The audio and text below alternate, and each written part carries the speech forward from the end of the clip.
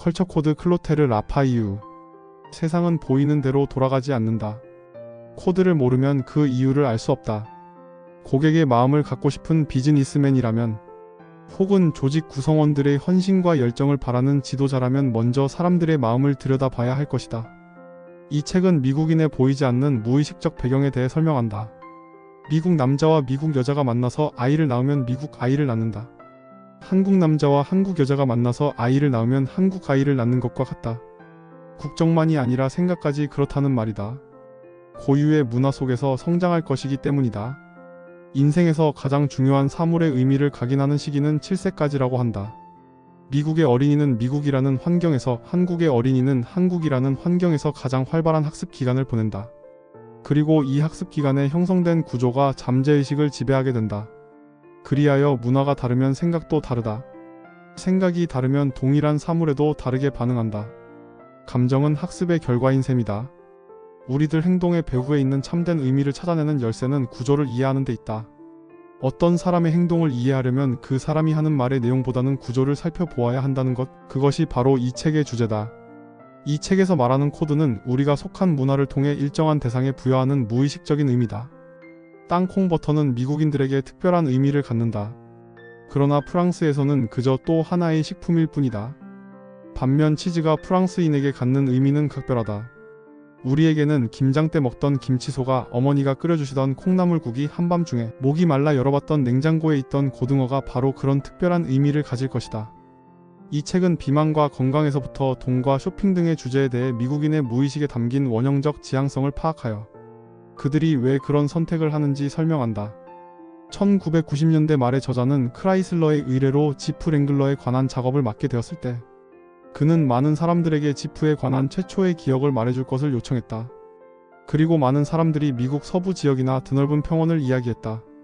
그는 조심성 많은 크라이슬러의 경영진을 다시 만나 미국인이 지프에 대해 갖고 있는 코드는 바로 말이라는 사실을 전했다. 지프 랭글러를 또 하나의 SUV로 개조하려는 생각은 그릇된 판단이었다. SUV는 말이 아니다. 말은 화려한 장비가 없다. 말은 안장도 보드라운 가죽이 아닌 거친 가죽으로 만든다. 지프 랭글러의 문은 착탈식이어야 하고 지붕도 개폐식이어야 한다. 운전자들이 마치 말을 모는 것처럼 온몸으로 바람을 느끼고 싶어 하기 때문이다. 크라이슬러는 그의 제안에 따라 사각형 전조등을 원형으로 바꾸었다. 이런 제안을 한 이유는 말에는 사각형이 아닌 원형 등을 달기 때문이었다. 그리고 크라이슬러는 지프 랭글러를 말로 묘사하는 광고를 내보내기 시작했다. 그리고 이 변화는 큰 성공을 거두었다. 컬처 코드란 우리가 속한 문화를 통해 일정한 대상에 부여하는 무의식적인 의미다.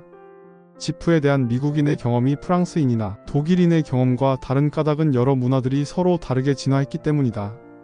경험과 그에 따르는 감정이 결합되면 각인이 이루어지는데, 각인이라는 용어를 처음 적용한 사람은 오스트리아의 동물학자인 콜라드 로렌츠였다.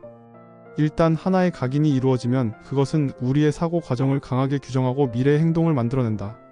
각인은 저마다 우리를 더욱 우리답게 만드는 데 이바지한다. 각각의 각인들이 결합되어 우리를 정의한다. 저자는 처음에는 자폐아 연구로 시작했으나 이 코드를 마케팅에 적용해 보기로 한다. 그는 레슬레로부터 의뢰를 받아 일본인에게 커피가 어떻게 각인되어 있는지 알아보았다. 그는 각 그룹마다 3시간짜리 모임을 구성했다. 첫 번째 시간에 그는 다른 행성에서 지구를 방문한 사람 역을 맡았다. 이 방문객은 커피를 한 번도 본 적이 없고 어떻게 사용하는지도 알지 못하는 사람이었다. 그는 사람들에게 커피에 대해 이야기해달라고 도움을 청했다. 그들의 생각을 파악하고 싶었기 때문이다. 두 번째 시간에는 사람들을 초등학생처럼 바닥에 앉게 한 다음 가위와 잡지들을 주고 커피에 관한 단어들을 뜯어 붙이게 했다. 그들이 뜯어 붙인 단어들을 가지고 이야기를 하게 해서 더 많은 단서를 얻으려는 목적 때문이었다. 세 번째 시간에는 참가자들에게 베개를 베고 바닥에 눕게 했다. 물론 주저하는 사람들도 있었지만 그의 진지한 의도를 납득시켰다. 그는 편안한 음악을 틀어주고 참가자들에게 긴장을 풀게 했다. 긴장을 풀면서 사람들의 활발했던 뇌파가 잠잠해져 수면 직전의 평온한 상태에 도달했을 때 그는 그들과 함께 시간을 거슬러 올라가 10대를 거쳐 아주 어린 시절로 되돌아가는 여행을 했다. 그리고 그들이 어린 시절로 되돌아갔다고 생각됐을 때 커피에 관해 다시 생각해보게 하고 커피에 대한 최초의 기억과 처음 맛보았을 때의 느낌, 그리고 그 밖에 다른 것이 있었다면 가장 의미 있는 기억을 말해달라고 요청했다. 이 시도에서 알아낸 것은 실제로 일본인들 대부분은 커피에 대한 각인이 전혀 되어 있지 않았다는 것이었다. 이런 상황에서 소비자의 기호를 전통차에서 커피로 바꾸겠다는 네슬레의 전략은 실패할 수밖에 없었다.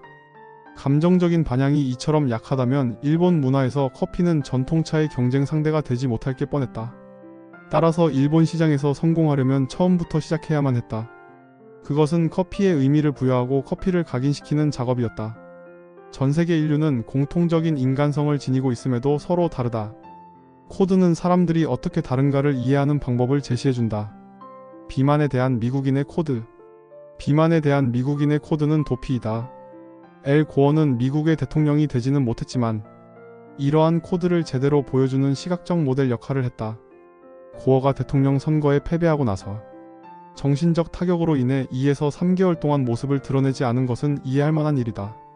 고어가 마침내 인터뷰를 하게 되었을 때 그는 덥수룩한 턱수염의 체중이 상당히 불어난 모습으로 나타났다. 선거 패배로 타격을 심하게 받은 나머지 도피를 했던 것이다.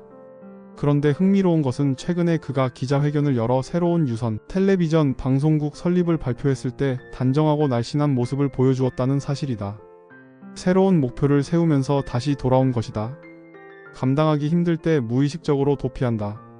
기대를 저버리고 싶은 자신의 욕구를 인정하기보다 비만을 탓하는 게 더 낫기 때문이다.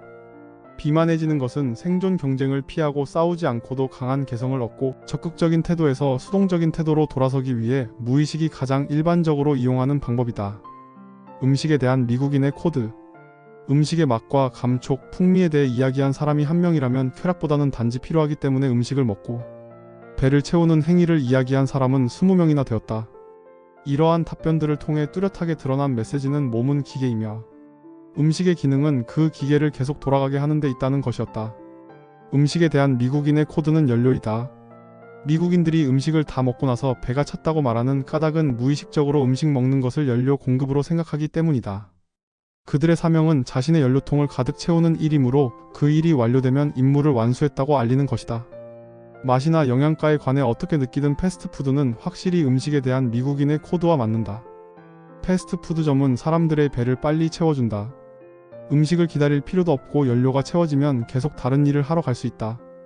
이런 점이 당장 모든 것을 가지려는 미국인의 청년기적 욕망뿐만 아니라 활동 욕구도 채워준다.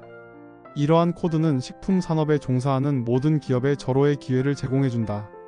코드를 알면 음식을 몸이라는 기계를 가동시키는 연료로 보는 미국인의 인식을 효과적으로 이용하여 상품의 기획, 제작, 광고 전략을 구사할 수 있기 때문이다.